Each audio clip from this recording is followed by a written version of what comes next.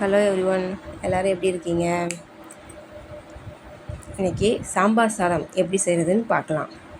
கோயில் ஸ்டைலில் சாம்பார் சாதம், கோயில் பிரசாதமாக சாம்பார் சாதம் எப்படி கொடுப்பாங்க அதே மாதிரி வீட்டில் ட்ரை பண்ணி பார்க்கலாம்.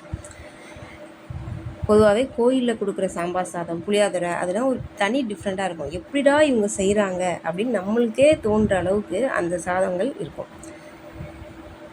ஸோ அதே மாதிரி நம்ம வீட்டில் எப்படி ட்ரை பண்ணலாம் அப்படின்ட்டு நான் இன்றைக்கி உங்களுக்கு சொல்லித்தர போகிறேன். என் பேர் சௌந்தர்யா.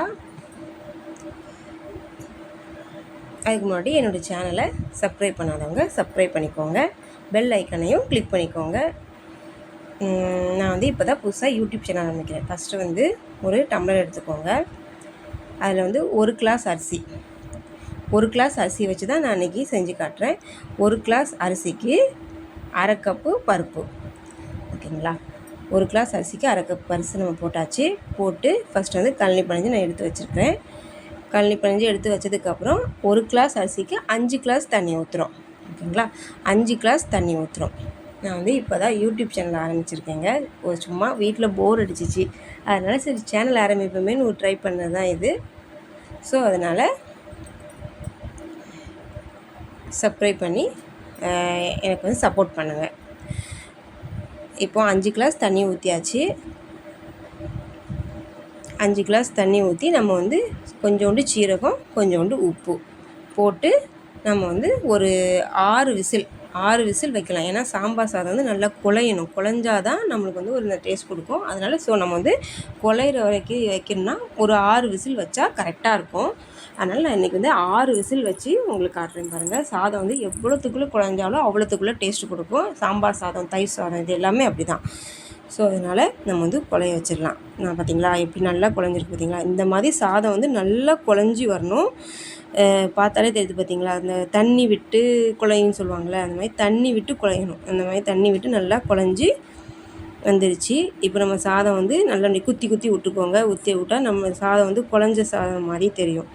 ஸோ இந்த மாதிரி குழஞ்சி வச்சுக்கலாம்.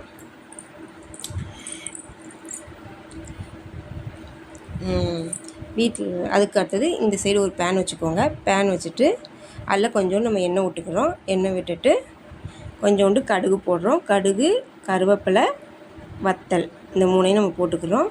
அதுக்கப்புறம் வெங்காயம், பூண்டு, கருவேப்பிலை, வத்தல் போட்டு வெங்காயம், பூண்டு எல்லாம் போட்டு நம்ம நல்லா வதக்கிக்கணும். வெங்காயம், பூண்டு எல்லாமே போட்டு நல்லா வதக்கியாச்சு. ஸோ வதக்கிக்கிட்டு ஃபஸ்ட்டு நம்ம வெங்காயம் கொஞ்சம் நல்லா பொன்னிறம் வர்ற மாதிரி கொஞ்சம் நல்லா வதக்கிக்குவோம். நம்ம சாம்பார் எப்படி வைப்போமோ அதே மாதிரி தான் இதுவும். ஃபஸ்ட்டு நம்ம சிலவங்க தாளிசம் பண்ணாமல் சாம்பார் வைப்பாங்க. நான் ஃபஸ்ட்டே தாளிசம் பண்ணிக்கிறேன். அவன்தான் கோயில் ஸ்டைலில் பண்ணோம்னா இந்த மாதிரி தான் பண்ணுவாங்க. இந்த மாதிரி பண்ணால் தான் அந்த சாம்பார் சாத டேஸ்ட்டு நம்மளுக்கு கொடுக்கும். தக்காளி பழம் போட்டுக்கலாம். தக்காளி பழம் போட்டு நல்லா வதக்கிக்கலாம். ஆமாம், அதுக்கப்புறம் நான் சாம்பார் சாதத்துக்கு தேவையான காய்கறி போட்டுக்கிறேன். நான் இன்றைக்கி 4 காய்கறி தான் எடுத்திருக்கேன்.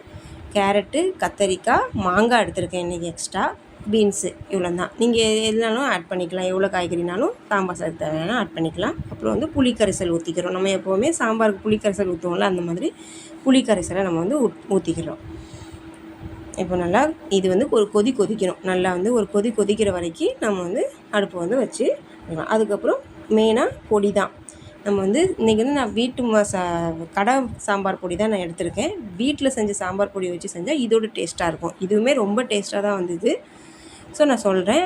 இன்னொரு நாள் வீட்டில் எப்படி சாம்பார் பொடி செய்கிறது கூட நான் ஒரு வீடியோ போடுறேன். இன்றைக்கி கடை சாம்பார் பொடி எடுத்திருக்கேன். எக்ஸ்ட்ரா வத்தத்தூள், மஞ்சத்தூள் எக்ஸ்ட்ரா போட்டிருக்கேன். அப்புறம் கொஞ்சோண்டு தனியாத்தூள் போட்டுக்கோங்க. கடைசியாக கொத்தமல்லி போட்டு நல்லா கொதிக்க வைங்க. நல்லா ஒரு கொதிக்கணும். கொதித்து வந்ததுக்கப்புறம் நம்ம இந்த சைடு சாதம் வச்சுருந்தோம் பார்த்திங்களா, நல்லா கொலை சாதம். அந்த கொலை சாதத்துக்கு நம்ம இந்த பருப்போடு சேர்த்து ஆட் பண்ணிக்கிறோம். நல்லா ஆட் பண்ணி நல்லா கிளறி விடுங்க. கிளறி விட்டு ஒன்றுக்கு ஒன்று ஒட்டாத அளவுக்கு நல்லா கிளறி விடுங்க. சாம்பார், பருப்பு, காய்கறி எல்லாமே நல்லா மிக்ஸ் ஆகணும். மிக்ஸ் ஆகிற அளவுக்கு நல்லா கிளறி விடுங்க. நல்லா இந்த எல்லாமே ஒன்று சேர்ந்து நல்ல பதத்துக்கு வர்ற மாதிரி நல்லா கிளறி விட்டுக்கோங்க.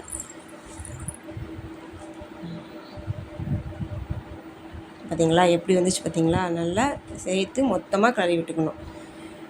ஒரு 5 நிமிஷம் சிம்மில் வச்சு மெதுவாக கிளறி விடுங்க. அது நல்லா அந்த திக்னஸ் நல்லா கொடுக்கும்.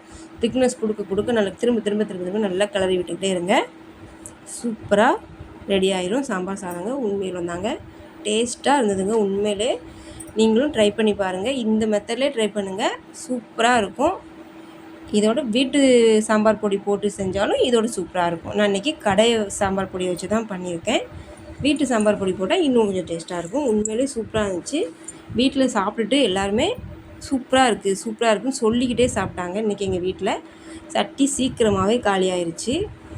நானும் காலி ஆகாதோன்னு நினச்சி தான் இதை முதல்ல பண்ண ஆரம்பித்தேன். ஆனால் உண்மையிலே சீக்கிரமாக காலி ஆகிடுச்சிங்க. எனக்கு ரொம்பவே ஹாப்பியாக இருந்துச்சு. நீங்களும் ட்ரை பண்ணி பார்த்துட்டு சொல்லுங்கள். பாய்.